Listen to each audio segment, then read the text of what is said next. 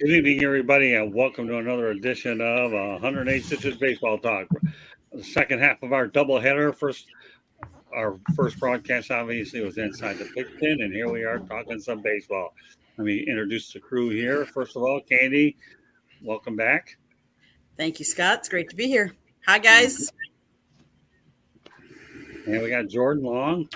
Thanks for having me, Scott. You're very welcome. And Jeremy Ballrick gets to go ahead and make a rare appearance on this show, but I have good reason why I brought him on here tonight.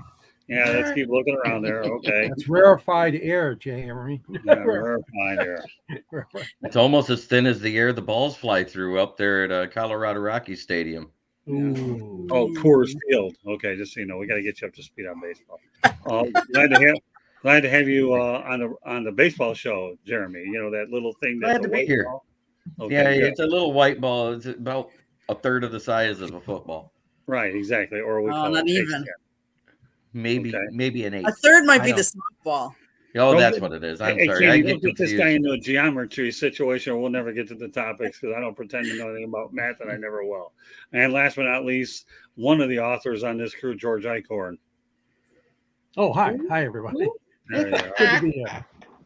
All right, well, everybody know today we're talking about baseball by the numbers. And when I talk about baseball by the numbers, if there's one sport out there that is predicated on numbers, we've talked about steroid use, tainting them, it is baseball. So I'm going to go ahead and mention something. I got a MLB on Fox where there's currently 5 players with 100-plus RBI this season. And we're going to ask you who else will join the 100 club in 2023. Let's talk about those that are in the 100 club. Matt Olson with 127 RBI, Pete Alonso 103, Mookie Betts 103, Kyle Tucker 103, Adolis Garcia for Texas, okay, with 100. So for those of you familiar with the Astros, that's where Kyle Tucker is from. I'll tell you about the rest of them, but I will. Betts with the Dodgers, Alonso with the Mets, and Olson with Atlanta. Now, who could join these guys? Number one, let's talk about Max Muncy of the Dodgers, sitting at 97. Julio Rodriguez of Seattle at 97. Ronald Acuna Jr. of the Braves, 95. Shohei Ohtani, I wonder where his name was going to come up. It is here with 95. Kyle Schwarber of the Phillies, which Candy and I have seen all too many times with 94. And Justin Turner of Boston with 94. But that said, you know what, Candy, we're going to lead off with you. I think all of them could. I think that's very doable. I mean, you're talking 94, so you're talking 6 away, and you're talking how many games left. I think they all could do it. 20 days and probably 15 games. I think all of them. That's my. Okay. All right, Jordan. I have to agree with Candy. I mean, you look at it, some of them are 3 to 6 away or 7. I mean, there's still plenty of baseball left. I think they're all going to end up with over 100 RBIs batted in. Okay, fair enough. I mean, all right, Jeremy, it's your turn. I pretty much just said what I had to say. There's 20 days left in the season, which means a minimum of 15 games. They all can get in because you're talking about one every other game is all they got to do. Last but not least, George. Yeah, that's an easy one for me, too. If they stay healthy, I think they all can do it.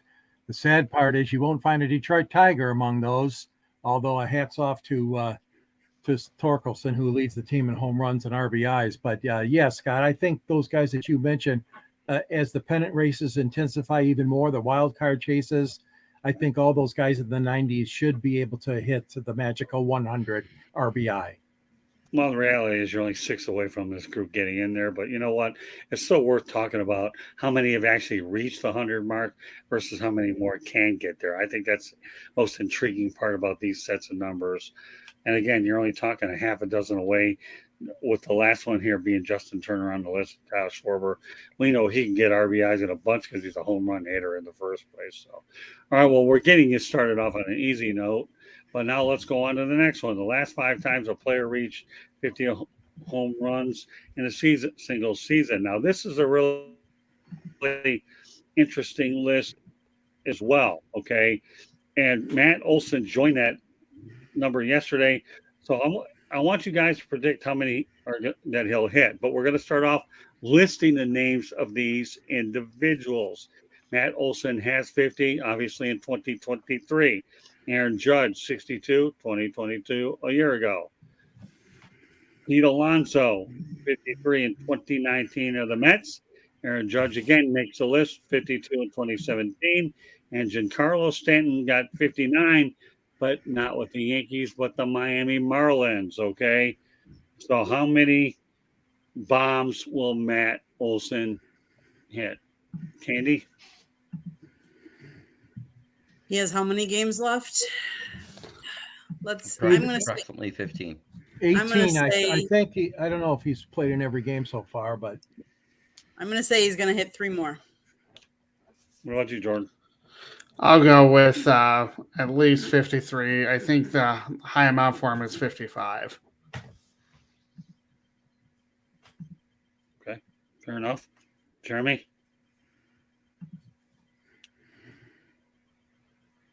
Making him think on this one, are we, Jeremy?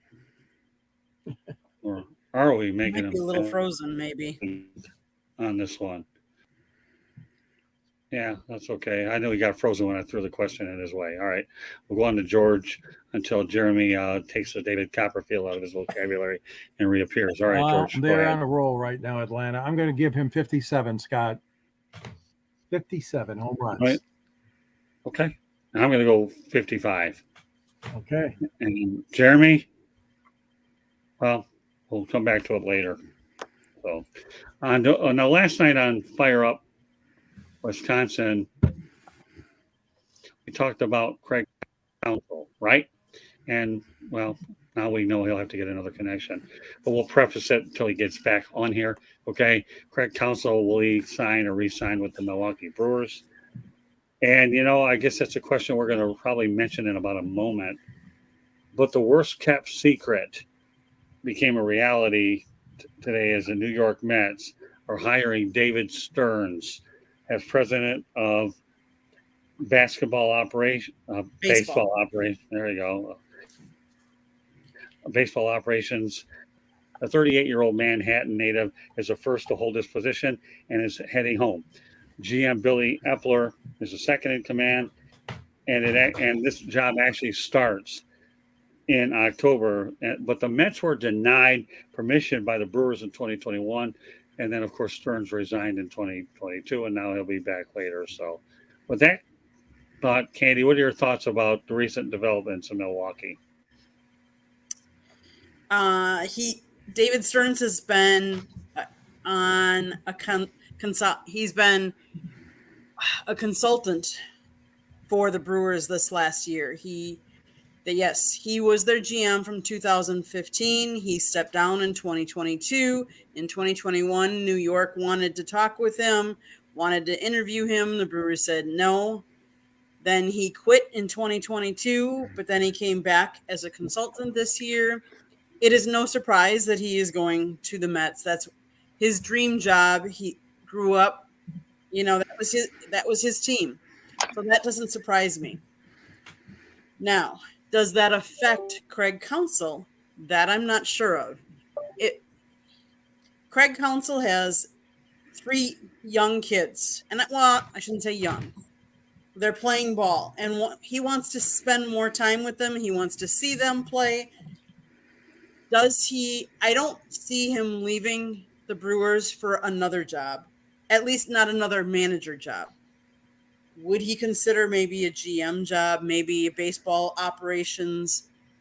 Yes, maybe, but I know he wants to spend more time with his family. So I think if he doesn't stay with the Brewers, it's because he wants to be with his family. Hi, guys. I don't think a manager job someplace else. All right, Jeremy's back. I just want to give us a home run total for Matt Olson, and you can comment on it since we talked about it last night. Well, I was in the same spot as Jordan was, in the 3 to 5 range. I think he'll get between 53 and 55 because he averages about a home run every 3 games. Okay, that's fair enough. All right, so we're all basically in the range. We figure we'd get up to about 5 or so, and that's about it. But he's still in that elusive club. Now, back to what Candy's talking about, okay? And that's this. You know about David Stearns, obviously moving to the New York Mets. That job starts in October. you talked about a little bit about Council's future. What are your thoughts about the whole developments in Milwaukee? That obviously Stearns goes home, but we don't know whether Council is staying home either with the Brewers or with his family. Give me your input on that.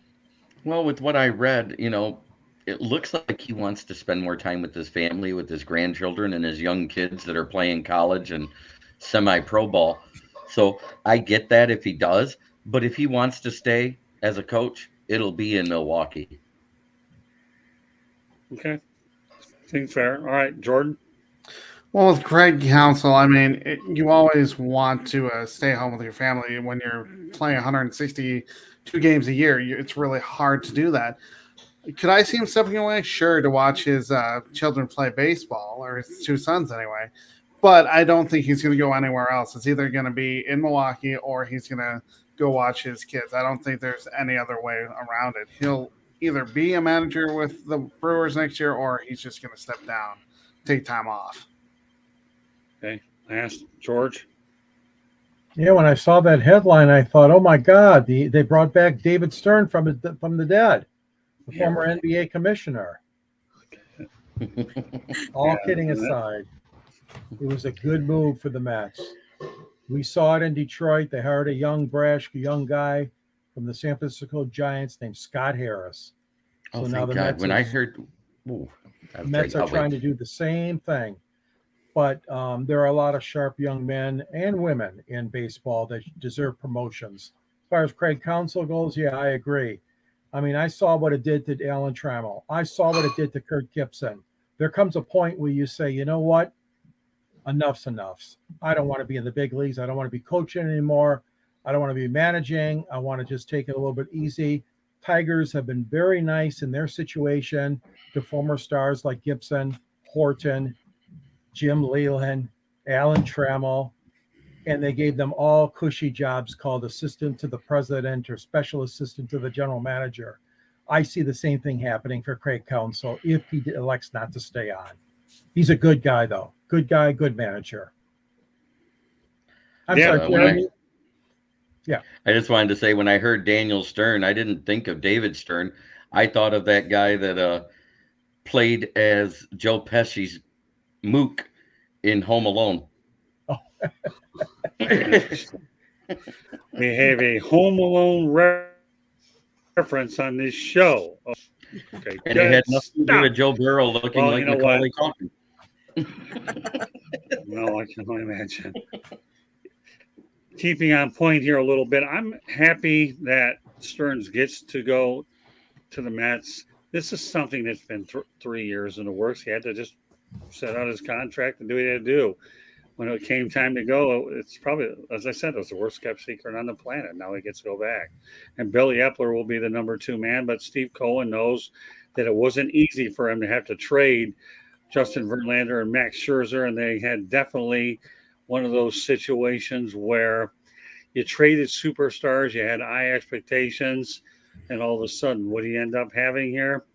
A disappointing season. And I think that Stearns is the right guy to navigate through this transitional period. So Steve Cohen definitely made a very shrewd executive hiring, and they're keeping Billy Epler in the building. Anybody else want to add to that? I think it makes for a very interesting time in Milwaukee, considering they're having stadium issues and funding and trying to find funding to renovate and bring that ballpark back up, doing the repairs, and with Craig Counsell and Stearns all leaving. And we're in the middle of we're trying to win the division and stuff like that. So I think it's a very interesting time for Brewer fans. Yeah, you know what? That's a good point. Right now, you're dealing with a contentious situation where, I think Stearns is going to make the move anyways, but this situation did not help matters at all. It really didn't.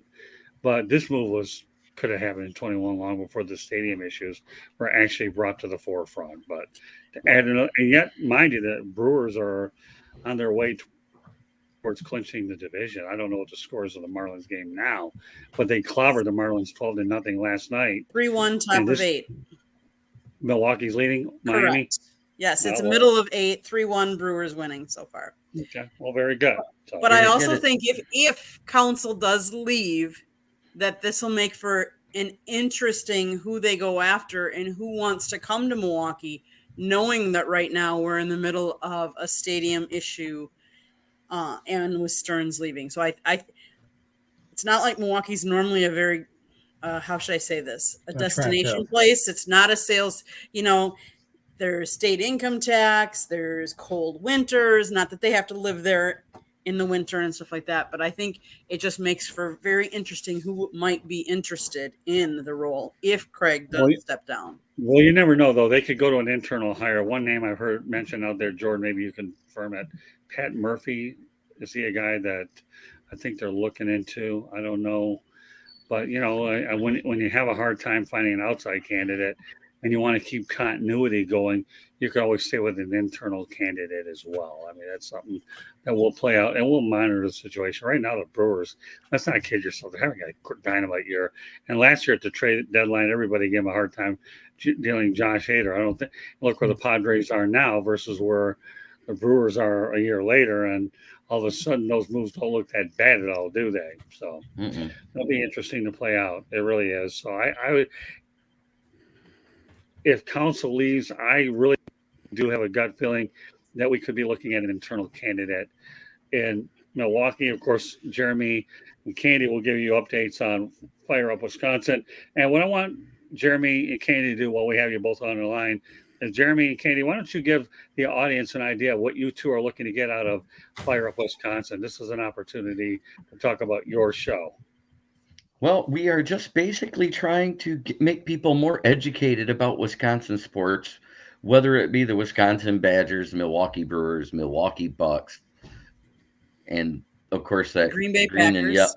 and yellow team that wears Waste Management colors. Green Bay Packers. But other than that, it's going to be a show that's informative. We're going to hit the hard hitting topics. I mean, like right now with what they got injury wise, with Mark Canha going down with that wrist, if he has to miss time, Yelich is still on the 20-day list with 20 days left of baseball. And then they also lost, they got somebody that might be coming back soon, which will be good. But Mark Canha was hitting .390 batting average with men on base. That's a huge loss to that team right now. Garrett Mitchell is nearing game action pending clearance. He's also already been on his AAA Nashville. The Sounds regular season runs through September 24th, so he can be called up just in time to be on the playoff roster. But if he gets put on that 14-day DL for Canha, that means it's not a major injury, but if his rehab's going bad and he has to hit it again, he's unavailable for the playoffs. Anything you want to add, Candy? So Fire Up Wisconsin. We talk about all things Wisconsin. Yes, the majority of it is sports, but we also talked about the stadium and Fiserv Forum and some of the businesses that are downtown. I know we, on a previous episode earlier before Jeremy was on it, we talked about Summerfest, which is one of the largest music festivals that comes to our downtown. And the downtown area has a different ethnic festival every weekend during the summer. We have Mexican Fiesta, we have Irish Fest, we have German Fest. So we talk about a lot of different things. Milwaukee, Wisconsin. So come on over and watch us Monday nights. There Yes, you have it. ma'am. Okay. Well, one other thing I want to get to, everybody have an opportunity for parting shots. Report that the Angels would be willing to entertain a trade with Mike Trout if indeed he asks out. Candy, some thoughts about Mike Trout? Good player, near I would say seasoned player. Let's put it that way. He's been around for a while. If he wants out, I can understand. Let him. We've seen all kinds of trades and big trades with some of the teams in football and some of the big trades that we never thought we would see. Let's face it, Justin Verlander, we wouldn't have thought the Mets would get him, and yet look at what it happened to them. So just because you get some of these big name players does not mean you're necessarily going to have instant success. And that's something you have to remember, because let's face it, the Brewers, I would say there aren't a lot of big name players on that team right now, but yet we're fighting for the division. I think it'll make for interesting baseball depending on where he goes.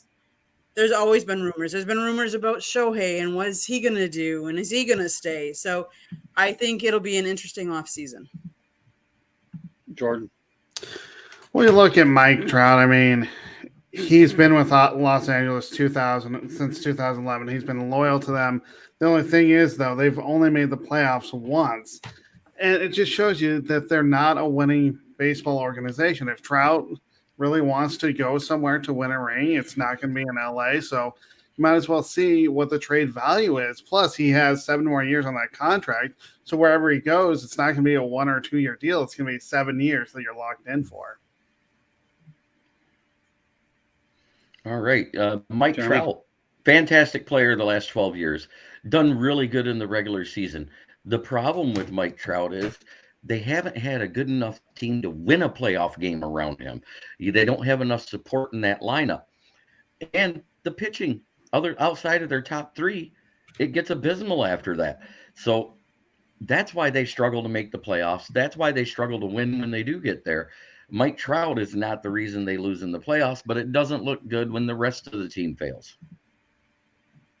George. Yeah, Jeremy stole my thunder. I was going to say the same thing. Don't blame Mike Trout. It's the supporting cast. And like you guys said, I mean, he's given it plenty of time for it to click with the Angels, and it hasn't happened.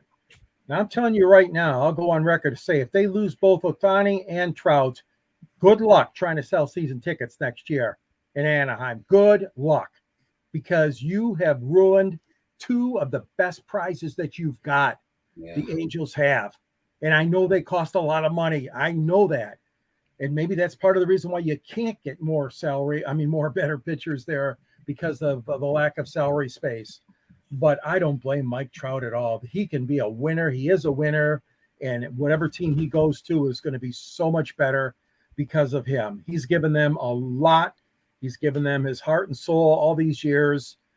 And I know that, they're going to be sad. They're going to rue the day when he says goodbye, and it could happen. Yeah, the problem with Mike Trout is durability has been his biggest difficulty. It really has. When you sign a long-term contract, we know that was about Miguel Cabrera. You hope and pray as you go deeper into that contract that it doesn't bite you. It does. But you had Mike Scioscia left. Joe Madden attempted to try to win there. It wasn't an easy situation. And let's face it, pitching has always been a thorn in the side for the Angels. And I'll tell you, one of my biggest thrills of seeing Trout and Ohtani was when I had a chance to talk to Don Mattingly about the two. And let me tell you, to see those two on the field and Don Mattingly talking about it last year over at Lone Depot Park was unbelievable. But these two, to me, are class. It's just question is, can they go out there? And then you have to ask, what teams can go out there and add them? At the time in Miami, Jared Jeter was in charge, and he found a taker with the Yankees to take Giancarlo Stanton off their hands, and they didn't do that badly on either end of the trade. But now what happens with Mike Trout? Where does he go? Who can afford him? And their injury risk. But there's no question, like you say, George, if those guys are no longer in Anaheim, the attendance will go down a lot more. And you wonder how long of a painful rebuild it could be, let alone the fact they haven't won in a long time and been into the playoffs for a while. So it's a very, very sticky situation. Yeah. And this is a tough time in sports because we rarely see a lot of players start and finish their career in one spot. Very rare and that's now. the thing. Yeah, Jeremy, you want to add to that? There is one team that has enough cap under the luxury tax to get them. Scott Harris, make the call. Get them both. You take the worst pitcher out of the starting rotation and put Shohei Ohtani in. Miguel Cabrera retires and he steps in as DH. And then bring in Mike Trout to replace our worst outfielder. Okay. Hey, It's that's, interesting. yeah, I like it. Because the supporting cast isn't bad. We don't have any true power bats. You get those two in the lineup. Wow. And you can rotate Mike Trout and give him enough rest because of players like Akil Baddoo, because of Kerry Carpenter. You can rotate him in and out as you needed to keep him healthy. good idea. Yeah, I think it's a good idea. There's perception and there's reality. And remember one thing, Jeremy, okay? I have to give you a little geography lesson, okay? And I think a lot of people can appreciate where I'm coming from. What major amusement park is located in Anaheim? Disney, I know. Disneyland, not Disney. I just said And which Disney. one? All right, well, whatever. I like Disneyland because I like the older version of it. Anyways, Disney World is here in Orlando. So we're talking about Mike Trout and Shohei Ohtani playing in Disneyland, and everybody else will be looking at those contracts as called Disneyland because you wonder how much it could have cost them. So I could help. There's 80 million. We still got 10 million to get role players. I'm good with it. Let's go. All right. Well, I like these are the kind of comments we like. You know, that's right, Jordan. I mean, what do you think? You think the Detroit Tigers would be a good fit for the? Yeah, I'm going to set up a meeting. Anaheim duo? Jeremy and I are going to go visit Scott Harris. The Right problem now, is let's that Mike Trout wants to be on a winning team. I mean, You don't Detroit think this would be a is- winning team? Detroit has been holding at third place in this division, which is a bad division the whole time. You put Trout and Ohtani on here, this team wipes the floor with Minnesota because we almost won the series against them this year already. Makes fair you wonder. enough. I don't know. Detroit, it's a good baseball town, but I just see them going to either like the Dodgers, the Mets, or the Yankees. Just something tells me because of the money that they can make there. Not saying that they can't make it in Detroit. It just feels like that's where they're going to end up. It feels like they're Well- going to end up, but what I'm saying is there actually is that cap room under the luxury tax to afford them. And whereas the Steinbrenners and the Mets have both learned that overpaying for players to buy a championship doesn't always work.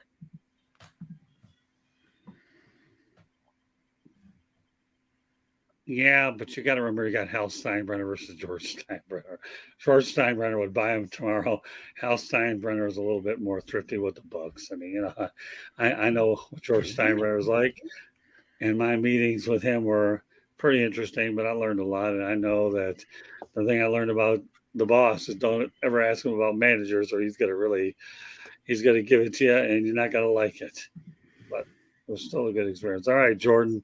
We have you tongue-tied here, okay? Are you amused with Jeremy's opinion, or are we going to get some sort of a response out of you? I got nothing. I'm just going to – he is right. They have room in the luxury tax, so that's all that matters. You can get them at a great price and still have money left over to get more players, then so be it. But you know what, Jordan? As much as I am from Motown, I still see Ohtani or Trout or both going to the Dodgers. I do. The Dodgers, they have no problem. They can afford anybody they want. And remember, they cleared some salary out during the offseason with the intent they might be able to land one or two of these guys. I say And what do I on know? that. You what? I say You what? on that. I'm sure you would. Obviously, the old Minton State bias. I get it. I have no problem. I see a guy named Michigan Go Blue 1234 in the chat room. Don't know what he's trying to tell me, but thanks for being in there. Anyways, Michigan Go Blue 1234. Okay, we'll see whether you can get number 3 this weekend. And who do they have this weekend? Another Bowling nobody. Green. Bowling Green. Bowling Green. All right. Yeah. A real Right, big Bowling opponent. Green, Kentucky. Real tough game. Oh, real tough game. We might win it by only 20. Yeah. Yeah, well, if I told you where I was going Thursday night, the Miami Hurricanes and the Bethune-Cookman, I think Wildcats. Oh, Look, my they're playing Bishop Sycamore. goodness. HBCU, isn't it?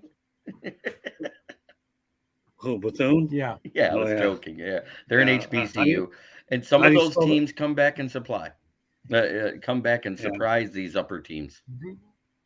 Yeah, I mean, I know we're talking baseball, but I have to tell you, I was impressed with the Hurricanes win over Texas A&M on Saturday. That was a really straight win, and I was really, I mean, the Canes got some respect with Mario Cristobal, but to me, when you cover all the games, you cover the good, the bad, and the ugly, and the Miami of All I got to Ohio say was about college football is hook 'em horns. yeah, well, yeah, well, Hey, they I took can out think what. Alabama. That's a good thing. Yeah, it was. Well, let's stay on point, Jeremy. Okay. Yeah. I realize that I probably took us off a little bit talking a little college football Mhm. because of Bethune Cookman of where I was going to go Thursday night and realize that we have to give them a little love here for Texas A&M. But the reality of the situation is this. I'm going to go really back to what Jordan Long said. I do believe the most likely destination for Otani and Trout, if either or both were to go, would be the Dodgers, Southern California. Anybody beg to I differ hate on it. me? Well, No, you've I'm already. not saying that. I just hate it. Well, I think you've made that point very visibly and verbally clear. So, with Yes. that said, why don't we go with parting shots, and you can tell me the other things, Jeremy, you like or hate.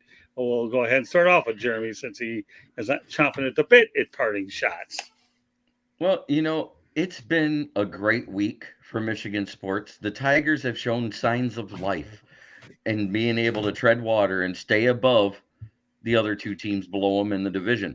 Granted, it's a bad division, but they've been middle of the road this whole time.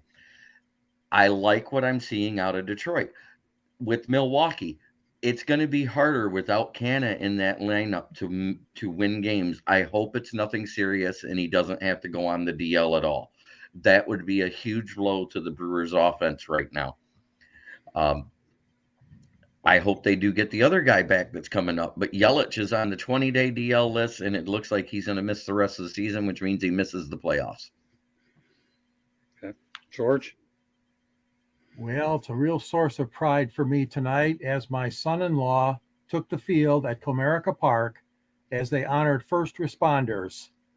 Special day ceremonies before the game, and my son-in-law Alan, who was a firefighter in Medicine Heights, was one of those honored on the field. So we're all proud, the Eichhorn family and his family as well, the Rudder family. So we are really proud of you, Alan, and all of our firefighters and all our paramedics, all of the cops. And I'm also proud of you, Scott, and you, Candy, for that nice thing you did yesterday, the moment of silence. So I want to thank you guys for doing that. And again, salute all our men and women and protecting us from such tragic things that happened on 9/11. But thanks, guys, for remembering yesterday, too. I appreciate it, George. Thank you very much. Candy, well done on the back end. All right. Jordan, what's your parting shot? Well, you look at the Colorado Rockies, they're winning right now over the Chicago Cubs, but they're 8 losses really away from 100 losses for the season for the first time in franchise history. My question, and this is to the front office, will we see any changes if you get 100 losses? You're probably at the bottom of the barrel in terms of Colorado sports. Of course, the Nuggets and the Avalanche are 1A and 1B. I'm going to put the Broncos at 3 and you're last. So if you want fans to come back, make some changes because the hardcore baseball fans are staying away from the yard. Will 100 losses make any changes? I really don't know because the Rockies seem to stand pat, but please make some changes if you get 100 losses. Candy? Oh, my beloved Milwaukee Brewers took it to the Miami Marlins again today. They won 3-1. That's final. Huh. Kudos to them. But what I'm going to say is to all of those congressmen, the stadium district, who you need to make sure you get a deal done to make the repairs to Miller Park. Miller Park is a gem. It is a guaranteed game no matter what the weather is. And a lot of the parks around don't have that luxury. Detroit doesn't have that. Wrigley doesn't have that. It can be an outdoor stadium, but yet it's an indoor stadium with that retractable roof. Yes, that cost a lot more money to build, but you built it. And now you have guaranteed fans in the stands because people will make trip from upstate Wisconsin because they know that they're guaranteed a game. we were talking last night on Fire Up Wisconsin that they've hosted other teams in there when they had problems with their stadiums. It is a gem of a park. And I'm not just saying that because I got married there. I truly like that park. I truly like the fact that it has a retractable roof so that they can play in the rain. They can cool it down a little bit. Whatever Milwaukee needs to do, you lost a team once. Do not lose Milwaukee Brewers. Yeah, because didn't the owner say if they're not going to make the repairs, he will move the team? I think I had heard that at one point. I think he's kind of retracted some of that because I think he realizes what he has there, but only time will tell. I have a unique shout out tonight. I want to congratulate Jason Latimer, who I work with the Miami Marlins and their communications department, for his new role up in St. Petersburg area, being the director of public relations for them and leaving the Marlins. Not because I wanted to leave the Marlins, but Jason's been a big help for me. I met up with him on LinkedIn, and I say LinkedIn, and I didn't know anybody through LinkedIn, and he got me on the mailing list, and he was always great to me when I covered games with the Marlins. So, you talk about one of the nicer, more professional guys out there. I hate to see a lot of the people I've gotten to know real well, but he was so interesting when he talks about trading baseballs for beaches, taking the ultimate communicator, whatever this guy is, because he's good. And of course, always go down. He'll never forget me because of the time that I went out there and asked Don Mattingly that famous question about the too many no-hitters in the game of baseball that went viral. Be another story. And I'm not taking credit for a new piece of technology that I learned, but Jason, to me, is one of the classiest PR people you'll ever meet. It just goes to show you that sometimes when you work in the game of baseball, you can work 15, 20 hours a day. You don't have a lot of time with your family. I know Jason had another role in the St. Petersburg, Clearwater area, but now he's working for the tourism department promoting beaches. So, Jason, I don't know if you will ever hear this or not, although I did reach out to him on LinkedIn and he liked what I had to say. But Jason, if it weren't for you, I wouldn't be as proud as I am to cover the Miami Marlins. I know that when I got re-involved again, he was open and gave me whatever I needed. And, when I talk about some of the great PR people that I've worked with in over 40 years, Jason, you will always have a special place in my heart. Candy, you can tell the audience that what type of a person Jason is. You've seen him and I talk a lot, how friendly he is, right? He's a great guy. And unfortunately for us, we won't be able to work with him as much because we don't work with, but it's good to see somebody get promoted and doing what he wants to do and getting the job that he wants to. I can only imagine being a PR person for a major league team, how stress and how much time commitment that is, as opposed to going to the beach. But Scott, can I have one more parting shot? Yeah, but I want to mention one thing about Latimer. Okay. When you talk about 15 to 20 hours a day, let's not kid yourself. Baseball in Miami in that particular area by the Orange Bowl is a tough sell. I will always say this until I can't talk anymore. That stadium shouldn't have been built there. It should have been in a far more accessible place. I know they were trying to cater to that specific cultural area. I get it. The Orange Bowl, the land was there, and they could do it. But you know what? Baseball in Miami is a tough sell. But Jason never complained about it at all. He went out there and gave it everything he's got. And I can tell you right now, he's hooked me up with some other assistants that have been good. But he was my first contact into the Marlins organization. And with that said, your first contact, I feel, is one to lay the groundwork for other things. So, Jason, once again, congratulations. I'm going to miss you, but I hope and pray that you're able to work regular hours so you can have family time and do what you want to do. I'll never forget you and always be thankful for you. God bless, Jason. Go ahead. There's your second parting shot. And then you can also finish off the broadcast, Candy. So my second parting shot kind of goes off in what George had said. 9/11 was a horrible time for this country. but I wish we could get back to what 9/12 was like. I wish we could get back to respecting everybody, respecting everybody's opinion, going out there and being American. The love that this country showed for everybody was great, and I wish we could get back to that. I think that's what we're missing is the love and respect for everybody and their beliefs, because it's okay to believe something different than me. I respect you for that. But to disregard people like people have and not honoring, and I salute all the firemen, the policemen, the rescue, and I think we need more of that. Think we need more respect in this country. And so I wish we Amen. could get what it was like 9/12 of that year. Well, Amen I'll end to it on that. that note. I'll end it on that note. From my standpoint, I'm done talking for the show. Candy's going to do my talking for me with the company information. Great to be on here. It's a great show to have everybody on.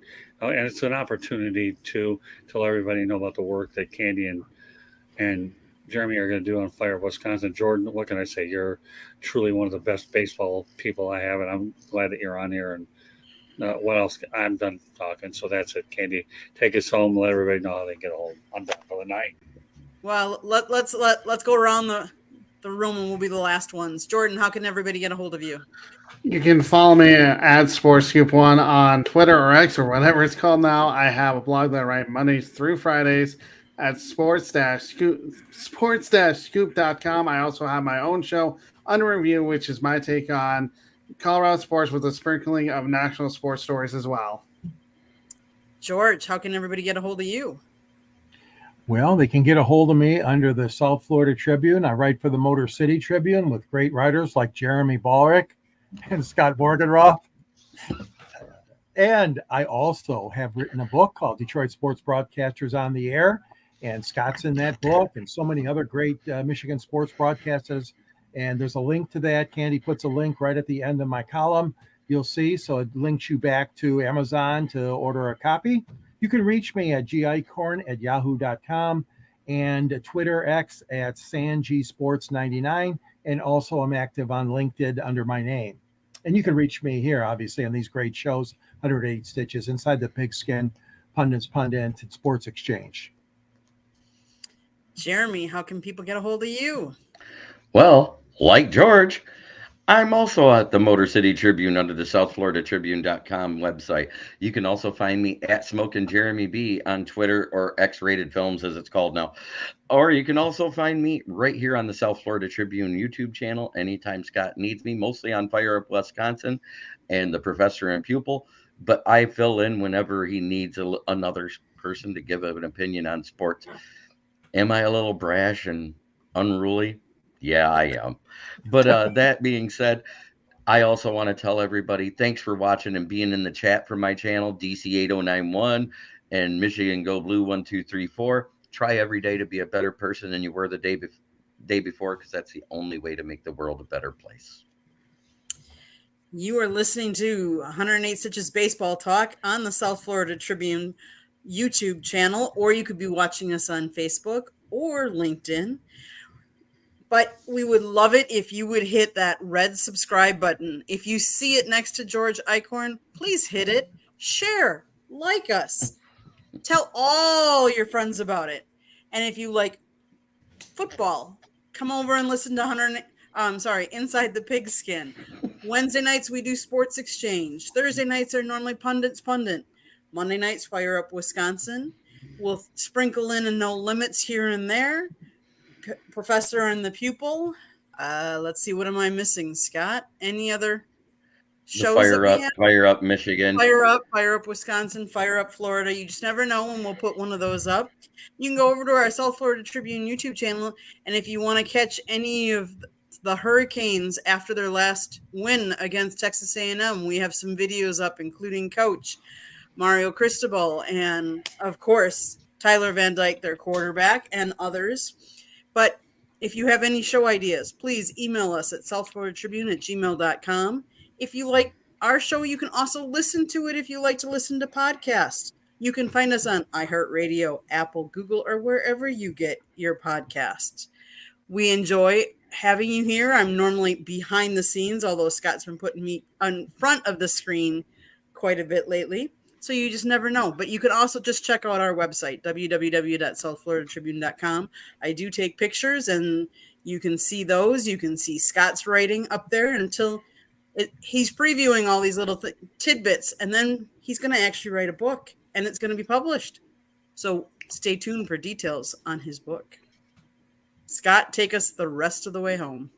All right. Well, you know what? I won't lose my voice because of the way you do things. You're unbelievable. Yeah, no, you did a good job summarizing it all. So, but that said, good job as always to our baseball crew and all the loyal people that work with us.